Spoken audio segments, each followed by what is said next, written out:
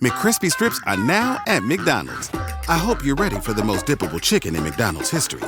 Dip it in all the sauces. Dip it in that hot sauce in your bag. Dip it in your McFlurry. Your dip is your business. McCrispy strips at McDonald's. My cat Freddie loves to be brushed and cuddled. But stirring up his cat allergens meant sneezing and itchy eyes. Then I found Purina One Live Clear. It's cat food that reduced the major allergen and my suffering in as little as 21 days. Now, we feel closer than ever. If you have issues with cat allergens, you really need to try Purina One Live Clear. Try new Purina One Live Clear today. Purina One, a difference from day one. This episode is brought to you by PetSmart. Stop by for Yappy Hour with your pet at PetSmart. Save $5 on walk-in grooming services like nail trims, ear cleaning, brushing, and more. No appointment needed every weekday from 2 to 6 p.m. And while you're there, Yappy Hour includes exclusive in-store deals, like 25% off pet toys. Visit services.petsmart.com/grooming to learn more. You're the perfect blend of elegance and style, and your ride should be no different. The 2024 Hyundai Sonata Hybrid meets all your needs, from business to brunch and everywhere in between. With head-turning details like a sleek front end, plus stylish interior, and an available 12.3-inch digital instrument cluster and seamless tech integration. Okay, Hyundai. Visit HyundaiUSA.com to learn more about the new 2024 Hyundai Sonata Hybrid. Summer's here, and you can now get almost anything you need for your sunny days delivered with Uber Eats. What do we mean by almost? Well, you can't get a well-groomed lawn delivered, but you can get a chicken parmesan delivered. A cabana? That's a no. But a banana? That's a yes. A nice tan? Sorry, nope. But a box fan? Happily, yes. A day of sunshine? No. A box of fine wines? Yes. Uber Eats can definitely get you that. Get almost anything delivered with Uber Eats. Order now. Alcohol in select markets. Product availability may vary by region. See app for details.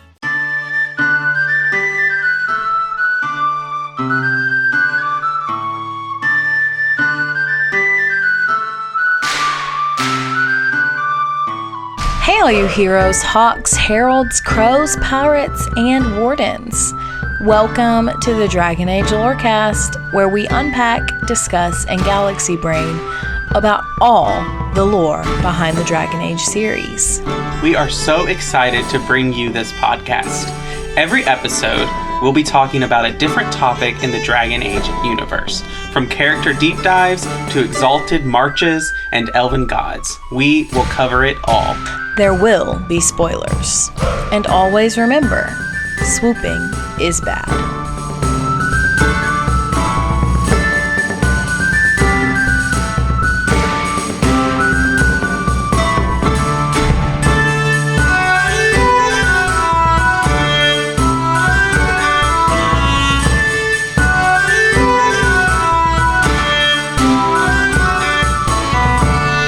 Hello and welcome to the Dragon Age Lorecast, where we talk about Dragon Age and its lore. I'm one of your hosts, Austin, also known as Teacup, and I'm here with my other host.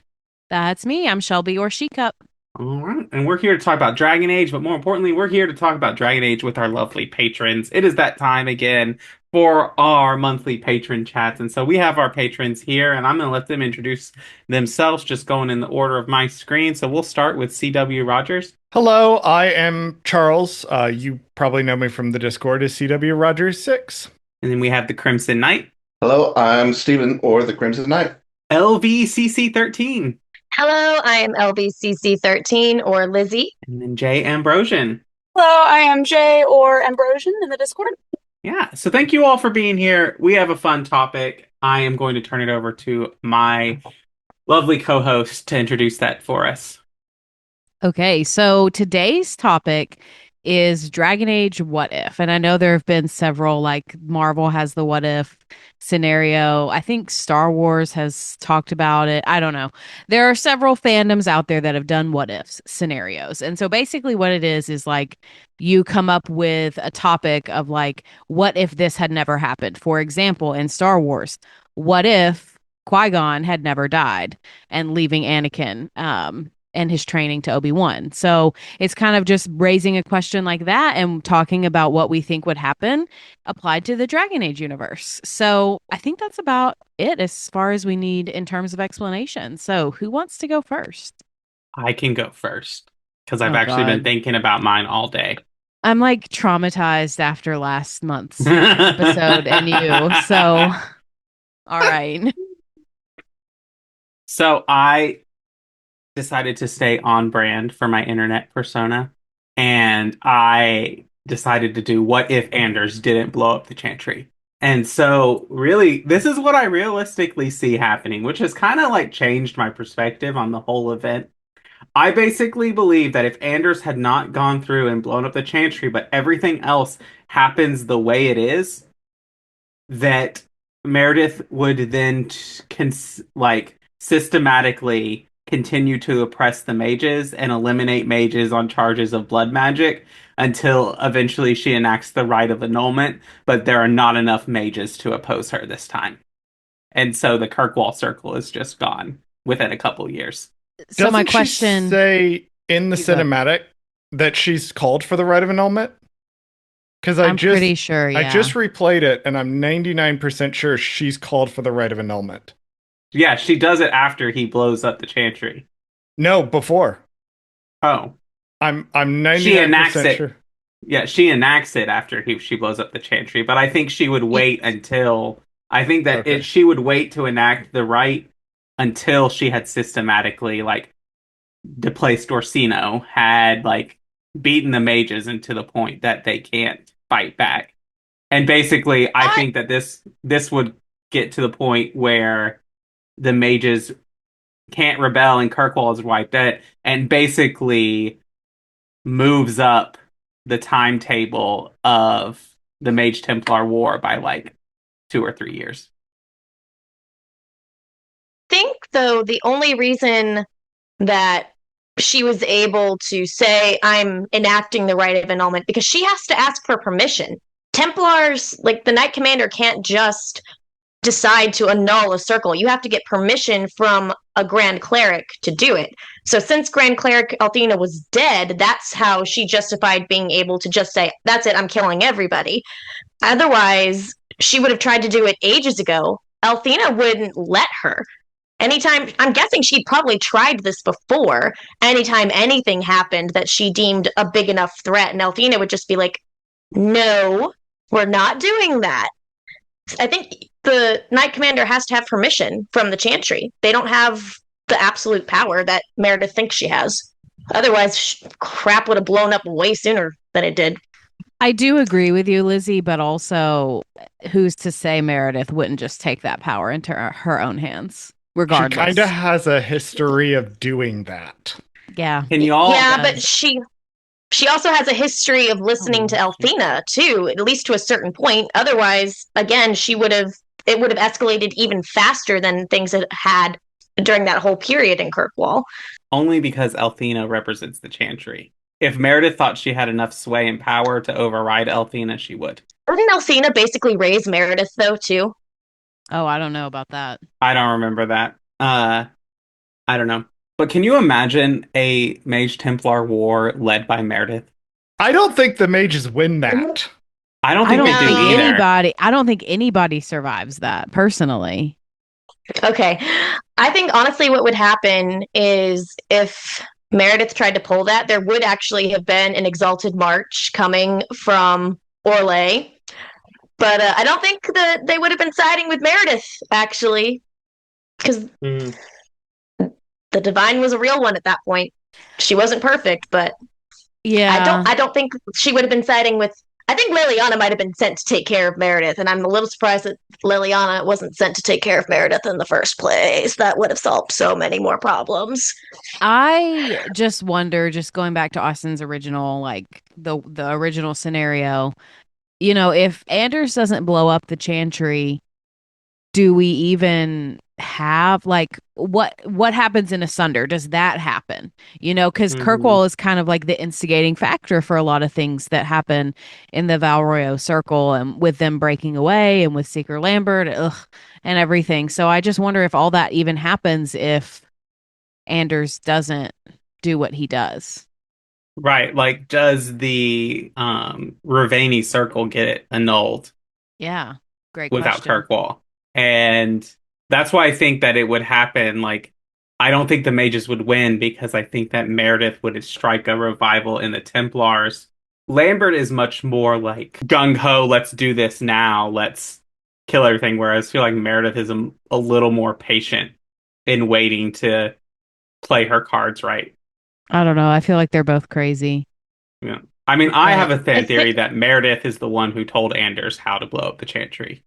I think Hawk would have ended up getting executed, and that I would have do been the too. catalyst for everything. That would think be bad.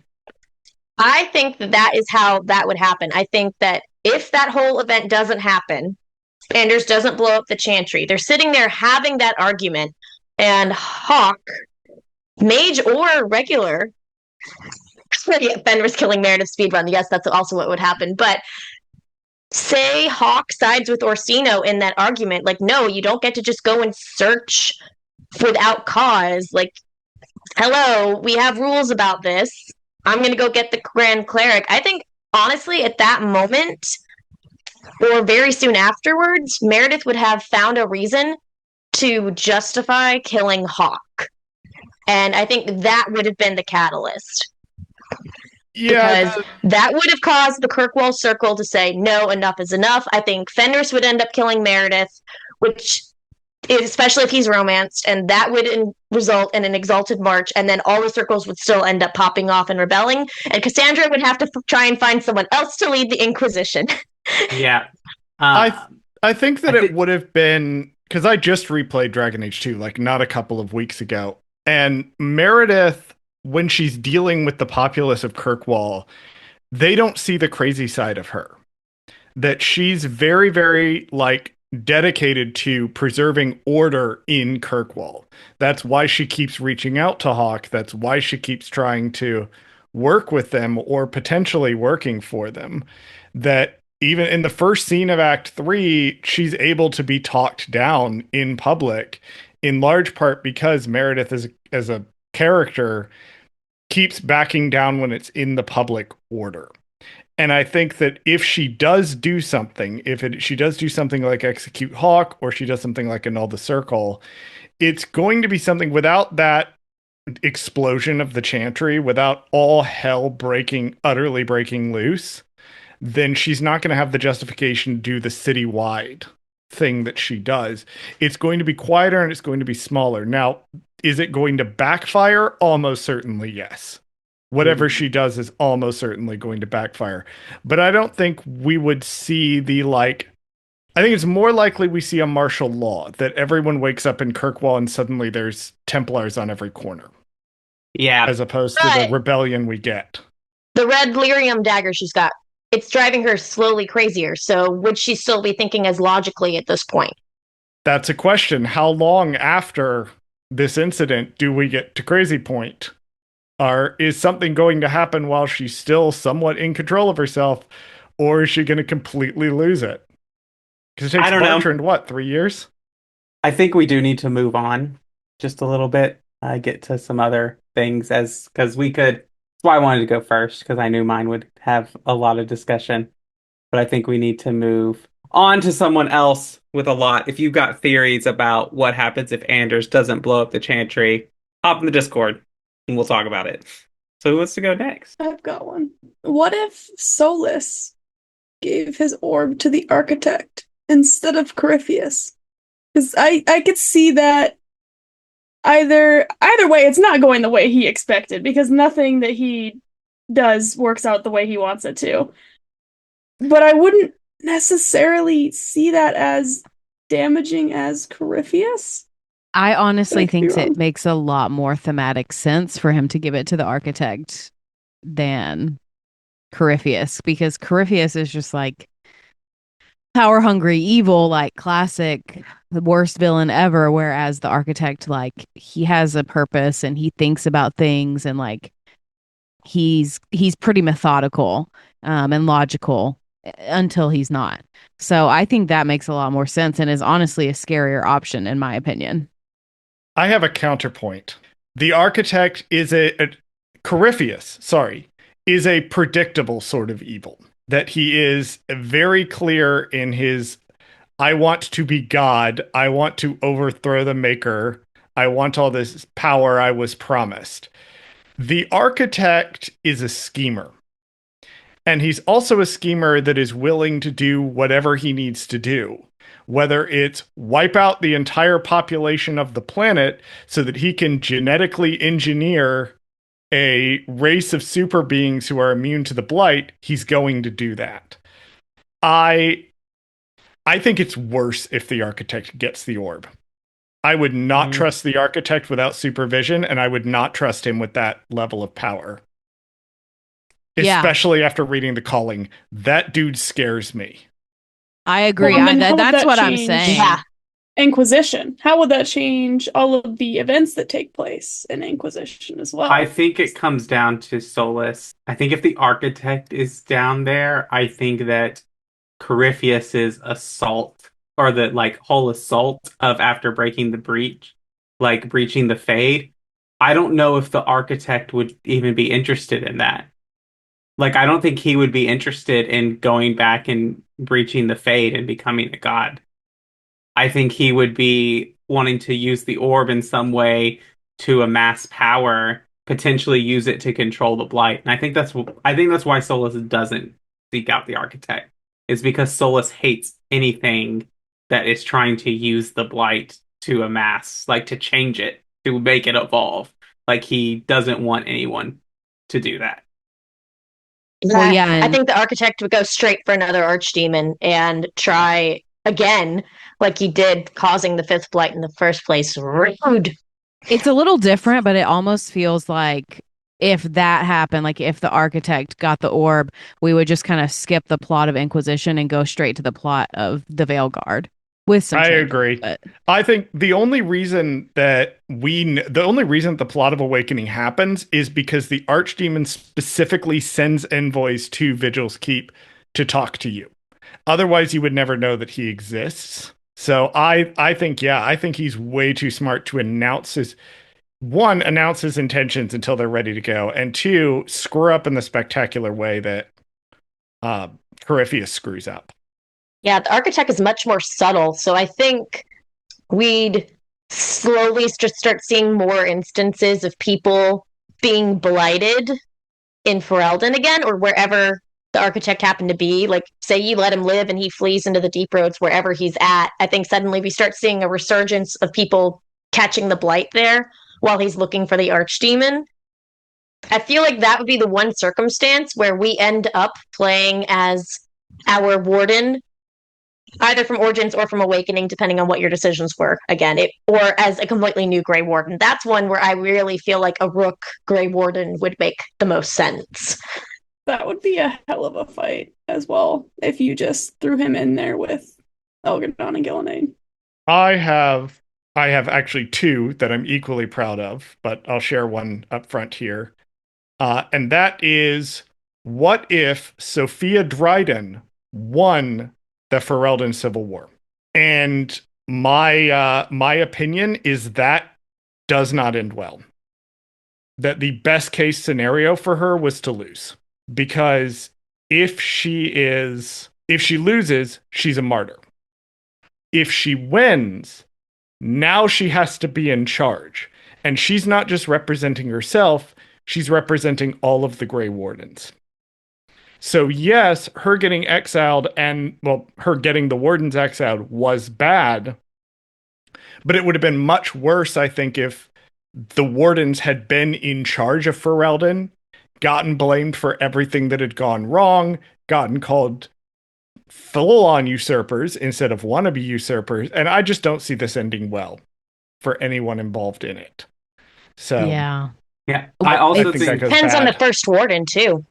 Well, I was going to say, speaking of the first warden, it just kind of gets us to a point again where we are in Veilguard, where the first warden or the wardens in general are completely enmeshed with the politics of individual countries in Thedas.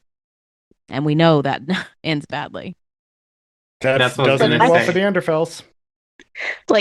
Does the first warden, the question is, would the first warden support her at that point, or would he, excommunicate her from the wardens and say, we don't condone this. This is not what wardens do. Because if he condones it, that opens up a whole other can of worms where suddenly all the other countries in Thedas are going to be like, what? No, you're supposed to be politically neutral, which they're not, but they're supposed to be. Everyone tries to be, blah, blah, blah. But if he says no, then Orlay's definitely going to take that as a chance to go in and invade, because they'll take any chance, any excuse to go in and invade another country because they got nothing better to do. So I think, like, best case scenario, trying to prevent that from happening would be like, say they go in. This depends on whether or not the Theron on the throne at the time had an heir already or not. They would be like, okay, yeah, no, you're done. We're banishing you to some random warden outpost in the middle of nowhere. We're putting the heir to the throne on the throne now. Someone else is going to be regent, and we're getting the heck out of Ferelden. That would be a best case scenario, and I don't think that would be the most likely one to happen. I think Ferelden would get wiped off the map, and the Grey Wardens would get wiped off the map if they had condoned it. Yeah, and it's also worth mentioning that Alistair goes through the Ferelden process to be essentially elected to leadership. That at the very least, you can argue that Ferelden had a voice and he went through the right process and he checked the right boxes, and nobody seems to really care that there's a former warden in charge. Whereas Sophia Dryden doesn't actually leave the wardens. That's another big difference. But also, she's trying to seize the throne by force, and that is a really uncomfortable look. I also wonder, I mean, I have to imagine she would not give up her rank in the wardens if she had won. It's just totally out of her character. But I will say this completely ties into one of my questions that I had, which is, what if Loghain had taken and succeeded in taking the Ferelden throne? Either, before the Battle of Ostagar, like before all that, or after, because we know he has conflict with Merrick over how Merrick leads, but specifically after Kaelin dies during Origins, like if Loghain had what happens to the Ferelden throne? I think personally the Blight is way worse, way more destructive. And honestly, I think it even creates so much instability in Thedas, in Ferelden, that could possibly lead to Orlais taking them back, taking control of them again. Because, I mean, sure, he's got a daughter that knows how to rule, but she is rumored to be infertile. And so then we are kind of in the same place we are in no matter what. So I think it would be really bad for Thedas if Loghain won. I think Ferelden gets wiped off the map. I think that man is too paranoid to go to the Elysians for help, and they're the only people that are going to get there in time. Ferelden gets wiped off the map. They maybe get stopped at the Orlesian border, the Blight does, but I think it's going to sweep up into Orlais, and if they're really unlucky, if Ferelden's gone, there's a pretty good chance it makes it up to the Free Marches. Yeah. I was about to say, especially since there's already people who have been blighted fleeing to the Free Marches. I think the Free Marches end up getting a whole bunch of people becoming ghouls. I think Orlais, depending on how many wardens they already have on standby, because we know there were some that were there and ready, but we don't know how many there actually were who were near the border, ready to go in and help. And I think it ends up that Southern Thedas, maybe it stops at Navarra, but I think Southern Thedas, Orlais, and Ferelden, I think Orlais's majorly damaged, if not gone, and I think Ferelden's gone completely. And I think a lot of Ferelden refugees, if any of them survive at all, end up getting executed or sent back out to sea in the Free Marches too, because they were already trying to do that, reject people, trying to flee the Blight. So the theme I'm overall hearing is, if things were a little bit different, we keep delaying the Veilguard plot for 3 games. It sounds like it could have gotten that bad multiple times, and just someone is around to stop it every time. Yeah, I mean, because you have, like, Logain cares. He does care about Ferelden. He's very passionate about that. But the issue is he doesn't listen, and he has that sort of disdain for the wardens, and that not listening would end up dooming them in the long run, because it would be the same as what you see in Origins, where they realize, oh, there actually is a blight, and it's in Venerin. Oh, there's an archdemon here. This is a problem. So they would realize, but it would be too late at that point. And the wardens also have a history of letting countries who have been stupid just, okay, you're stupid. Sorry. Fuck around and find out. That's a great segue for our mid-break. So we're going to go to our mid-break, and then we'll come back with some other answers. What if scenarios? Hey, it's Bill Simmons from the Bill Simmons Podcast. The NBA playoffs are here, and Michelob Ultra is getting you closer to the game than ever with courtside seats and more. Enter now at MichelobUltra.com/courtside. Michelob Ultra Superior Access Courtside 2024 to 2025 sweepstakes. No purchase necessary. Open to U.S. residents 21 or older. Ends on July 1st, 2025. Multiple entry periods. Visit MichelobUltra.com/superior access/courtside for free entry deadlines and official rules. Message and data rates may apply. Void where prohibited. Switch to Verizon Business and get more from your internet without paying more for your internet. Get LTE Business Internet starting at $39 a month when paired with select business mobile plans. That's unlimited data, and with it, unlimited possibilities. Start saving today with Verizon Business, ranked #1 in small business internet customer satisfaction by J.D. Power. Starting price for 25 megabits per second LTE internet plan with smartphone plan savings, plus taxes, fees, and economic adjustment charge. Terms apply. For J.D. Power 2024 award information, visit jdpower.com/awards. Out here, there's no one way of doing things. No unwritten rules, and no shortage of adventure. Because out here, the only requirement is having fun. Bank of America invites kids 6 to 18 to golf with us. For a limited time, sign them up for a free 1-year membership, giving them access to discounted tee times at thousands of courses. Learn more at bankofamerica.com/golf with us. What would you like the power to do? Bank of America. Restrictions apply. See BofA.com/golf with us for complete details. Copyright 2025 Bank of America Corporation. I went to Kirkwall once. Yeah? Bit of a shithole. Yeah. Well, tell me, have you ever licked a lamppost in winter? What do you think Rook's like in person? Do you think they smell nice? What is wrong with you? And have you forgotten which side you're on? No. I mean, think about if we could turn them. Riding beside Rook at the head of Devinter's vast armies. I could stab them for you, on the house.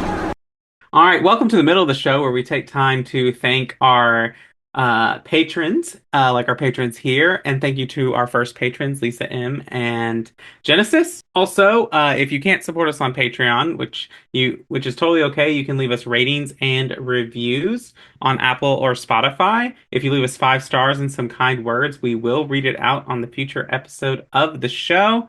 We don't have a review to read today, and so if you haven't left us one, leave us 5 stars and some kind words, and we'll read it out on the show. Lastly, come hang out with us on Discord, where you can find all of us to talk about crazy what-if scenarios, talk about Dragon Age, share your rooks with us, do all kinds of fun stuff like that, talk about your pets. Just a great time on that Discord, the Cups Podcast, and more. If you all just come and hang out with us, we'll be happy to have you there. And with that, that's all I have for the middle of the show. USAA knows dynamic duos can save the day, like superheroes and sidekicks, or auto and home insurance. With USAA, you can bundle your auto and home and save up to 10%. Visit USAA.com/bundle. Bundle savings are off total premium, not available in all states or in all situations. To qualify, auto policy must be active prior to property policy issue. Subject to change. Restrictions apply. Membership eligibility and product restrictions apply and are subject to change. USAA means United Services Automobile Association and its affiliates, San Antonio, Texas. Whatever the occasion, effortless elegance is right this way. Because Hilton brings you new ways to stay, courtesy of the Nomad London. And it doesn't stop at award-winning dining in a space draped in velvet and illuminated by vintage chandeliers. No, this day goes beyond with unparalleled personalized service and attentive hospitality. Oh, and did we mention the Nomad London can be booked using your Hilton Honors points at Hilton.com? Hilton, for the stay. So, you just started using LinkedIn Premium. Now what? Well, on your premium company page, you noticed around 7.5 times more page engagement and 5 times more page views. Well done. And now, new clients are messaging you. All because you're using LinkedIn Premium, which helps you get the business growth you want. Think big, small business. Think big. Start your free trial at linkedin.com/premium small business. That's linkedin.com/premium small business. Don't Templars have anything better to do than come up with new ways to torment mages? No. Again, I'm so sorry Manfred keeps wandering in while you're asleep, Lucanus. I think he wonders about spite. Curiosity has feet. We have enough feet already. It has feet. You fear barbarians will swoop down upon you. Yes, swooping is All right. Who wants to go next? I guess I'll go next. It's not nearly as big as the others, and definitely wouldn't lead into the Veilguard. But mine is, what if both of the Hawk twins survive the trip to the, I'm blanking on the name, the city Kirkwall? that they're going to. Kirkwall. Kirkwall, yeah. I just had a brain fart there. I think the Carver Hawk has the most. I think Carver Hawks has the most possibilities of change, because I could see it going one or two ways with him. Like, if they both survive, he's got 2 siblings that he's competing with, and that pushes him even further down the path towards the Templars in jealousy. Or because he still has Bethany, he feels like he has someone to protect, and it keeps him from going down the path. And then if they both go on the trip to the deep roads, like, I think with both of them there, like, they'd be protecting each other's back. There's a possibility that neither of them get infected by the blight, which means they're both coming back to Kirkwall. They get out of that slum that they're in.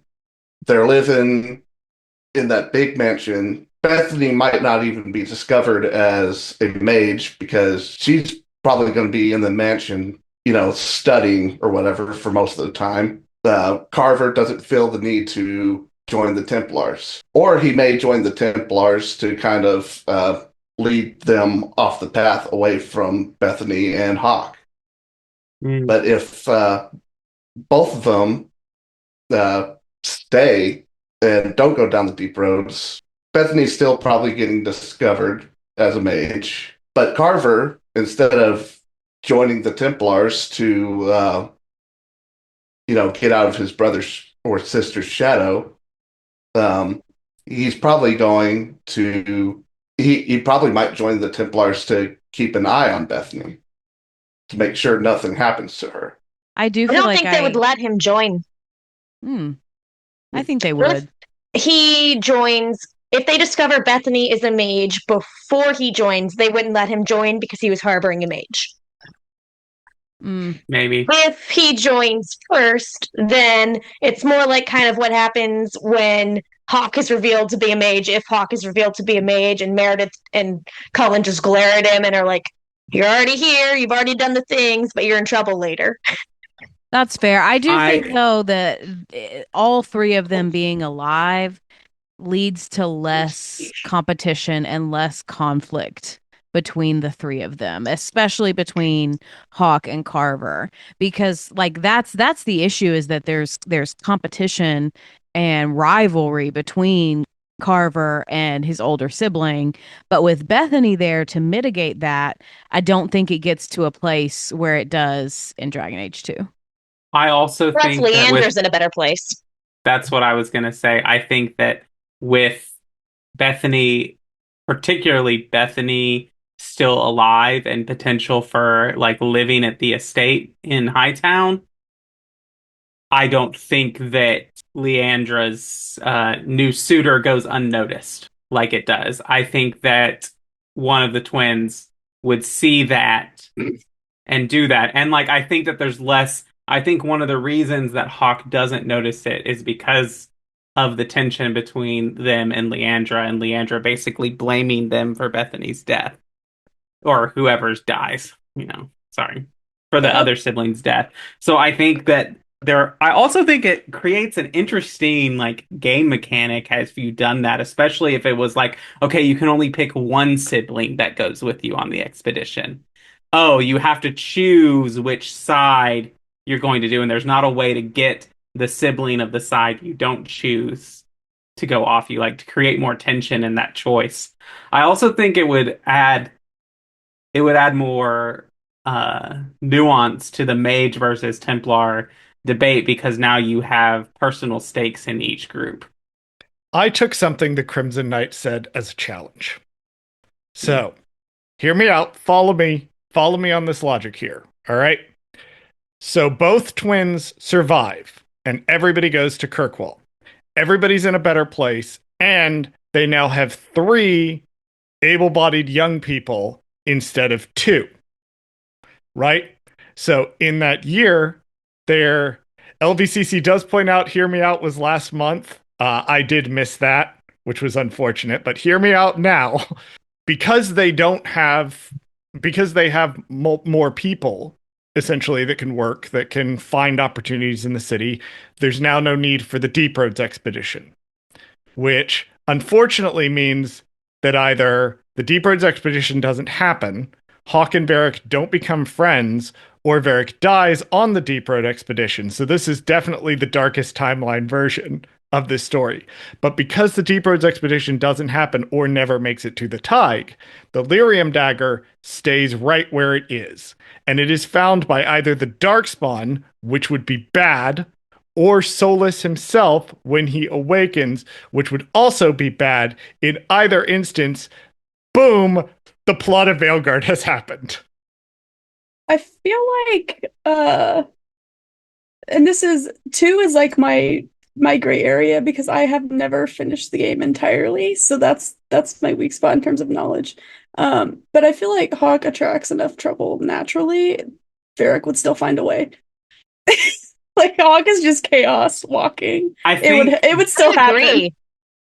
Especially because they're having to bribe their way and sign away a year of their lives in servitude to get into the city in the first place. I think Hawk would still make enough of a name for themselves that they would come to Varric's attention. I like that the part of this we're trying to... I love that the part of this we're frantically trying to disprove is the part where Hawk and Varric never meet. No, I think they are besties! I think, but also from a point of this, is that I still think they join either the mercenaries or the smugglers because they have to get into the city, but also a Mage Hawk, if you're a Mage Hawk and Bethany, desperately need an organization that's going to like have their back. They cannot just be run out apostates. And so I think that, honestly, what I think happens is if Varric and Hawk don't meet, Varric still seeks out Anders for the Grey Warden maps and is like, well, hey, come to the Deep Roads with us. And Anders goes to the Deep Roads.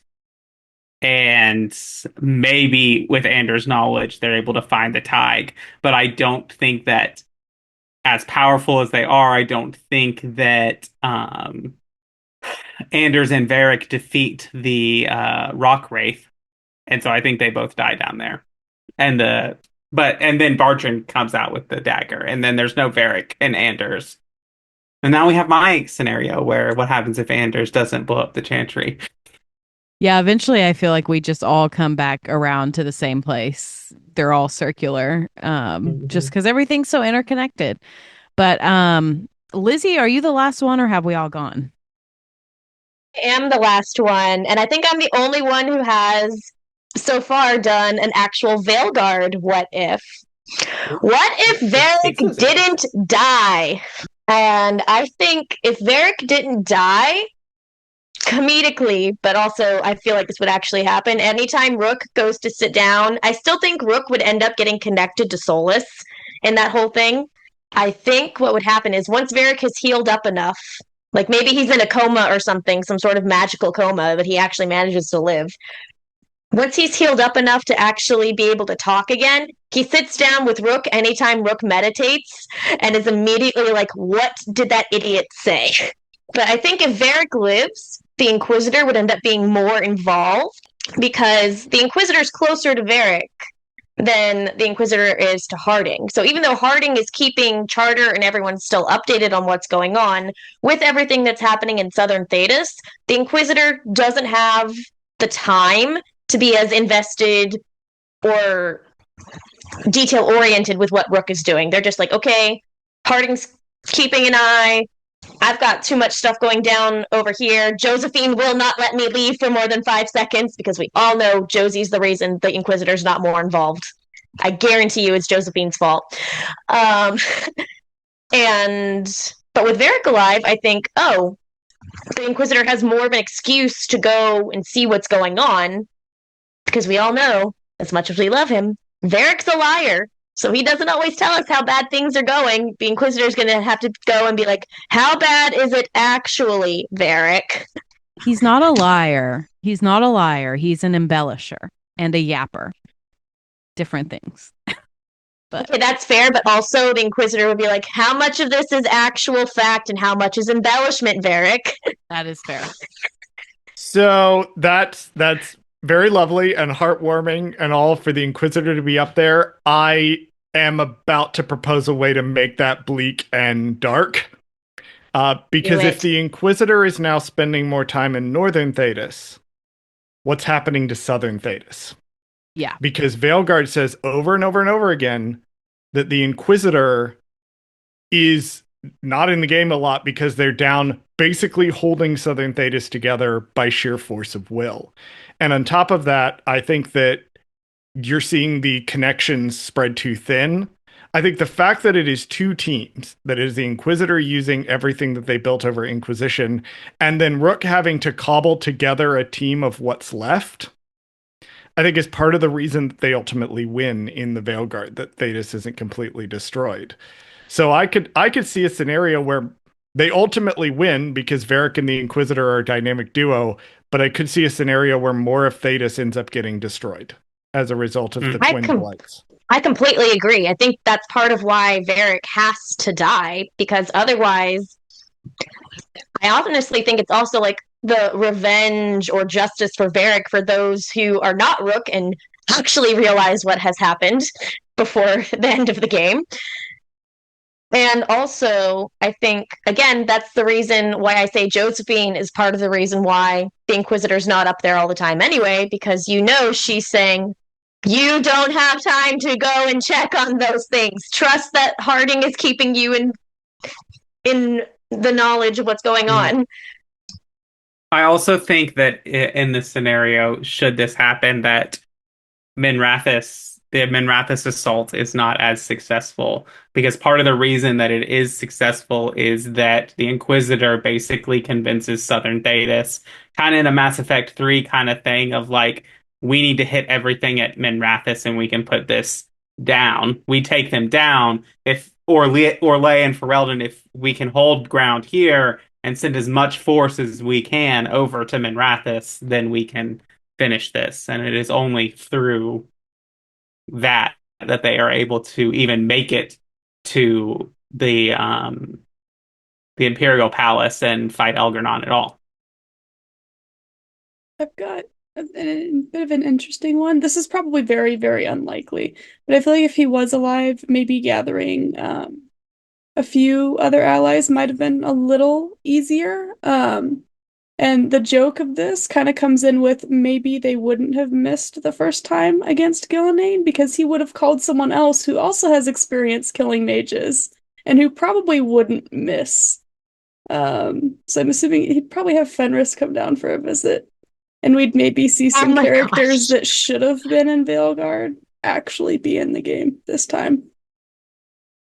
I can totally see Fenris being there if Varric lived. I feel like he would not want to at first, but I feel like Varric would have convinced him. I don't know for sure though that Fenris wouldn't have still missed, though. Yeah, I love Fenris. He is my husband and the love of my life. But I do not have 100% certainty he would not have missed the first time either. I think if you have Lucanus and Fenris, then together they don't miss. If they like each other and are working well together, but I have a feeling Fenris would have a lot of issues with spite. He'd be like, this again? But they only have one dagger, so they only get one shot. So I think there's still the likelihood that somebody, whoever it is, they miss. I mean, it's just natural. At least Davrin can't blame the miss on the demon. That time. There. Sarah wouldn't miss. She'd shoot it from her bow. She wouldn't miss. I don't know. Sarah's kind of a live wire, so I don't know about that one. Yeah, but We're just tying it to an arrow and hoping that works. And a jar of bees, because you know that's how she would do it. If it were me, I'm giving the dagger to Isabella, not because I think she wouldn't miss, but just because whatever happens would be really funny. That's true. Oh, yeah, definitely. No, you give the dagger to Sarah and then have Iron Bull yeet her at her. I also want to point out, per our last episode in some of these what-ifs, if the fifth blight destroys Denerim in a lot of scenarios that we have envisioned, that means that we probably don't have a Griffin resurgence. A lot of things don't happen. Sarah probably dies if Denerim gets destroyed. So... Yeah. Basically, what has come out of this conversation is that the Dragon Age sucks to live in, but it could suck way worse to live in. Oh, yeah. I don't know. So if he lives, how does Rook get out of the regret prison? That's the one thing that I just realized, because Varric's kind of the end of it. So how does Rook get out if he does Rook get in? You just made me realize how this would actually work. If Varric is alive but in some magically induced coma, he's still connected to Rook's brain, and Solus is connected to Rook's brain. So the whole time, anytime you go see Solus, it's literally Varric and Solus arguing. And you have to interrupt them. Yikes. And that scenario is Solus gets out, Varric doesn't, and Varric... Maybe that's how Varric actually dies, is he sacrifices himself in that to move on and to help you escape. Because he's like dying, and Solus being there was keeping him alive somehow through magic timey-wimey stuff. Well, I hate to cut it short, but Austin, I think we are ready to wrap it up. We only got through one. I guess we just had a lot more discussion than I thought we would. Listen, that is okay. But yeah, I'm going to let you all go I'll post my around. other one in the Discord. Yeah, absolutely. That's what I'll do. I'll post it in the Discord when this episode drops, and the other patron or the other Discord joiners can argue about that one. A poll. A what if poll. Oh, maybe not. But with that, thank you all for being here. We'll go around. Y'all can let people know where they can find you and plug anything you got going on. So we'll start with CW Rogers. So you can find me on all the social media worth having, and a couple that aren't, at CW Rogers 6. That is the best place to just see everything that I do. It's so much. I write books. I have multiple podcasts. I am involved in a convention. I am very tired. The only things I don't do are sleep and eat. I also have to say, Star Wars What If was mentioned at the beginning, because so many of those things are Star Wars. I also have to mention the Star Wars Infinities comics. They were 3 comics that were published in, I think, the early 2000s that are Star Wars What Ifs. So at the end of the episode, I'm going to go ahead and recommend those. I'm not going to spoil what they change, but I do recommend them if you're a Star Wars fan. Right, the Crimson Knight. Hey, I'm Steven, or the Crimson Knight on Discord. And then LVCC13. I am LVCC13, and you can find my voice in the Avengers audio drama on all major podcast places, as well as on YouTube, and maybe in a few other places in the future. I'm not allowed to say yet. You can also find me in the Discord, and if I ever get off my butt and start streaming again, you can find me on Twitch, because I don't feel like trying to learn a new platform at this point. I'm lazy. And then last but not least, Jay Ambrosian. Yeah, so I'm Jay or Ambrosian. Really, you can just find me in the Discord at this moment. All the other stuff I do is like local government stuff. So. Well, thank you all for being here. It was a great chat as always. And thank you all for listening to the Dragon Age Lorecast. We'll see you next time.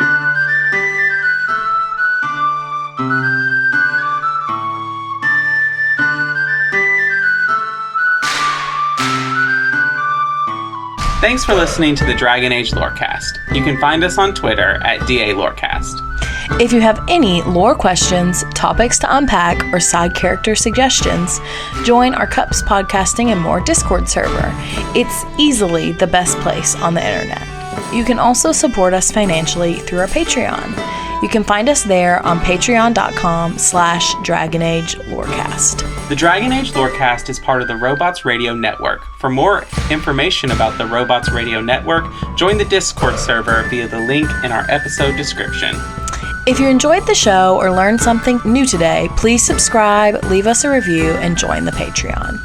And if you enjoyed our intro and outro music, give a big thank you to Pipeman Studios. Thank you, Pipeman. Thanks again for listening to the Dragon Age Lorecast. We'll see you next time.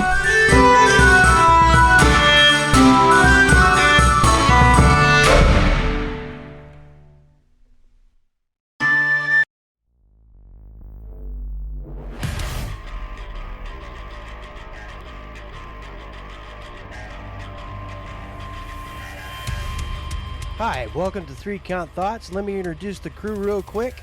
Hi, I'm Maverick Stone. I'm Romer. And I am Jaxus. Join us as we talk all things wrestling. Each week, we'll take a topic from the wrestling world, knock it around a bit, and then go over the week in wrestling from a strictly fan perspective. We can be found on all major podcast catchers. We can also be found at 3 Count Thoughts on both YouTube and Twitter. Or you can send us an email using 3countthoughts@gmail.com. Okay, are you ready? Ring the bell.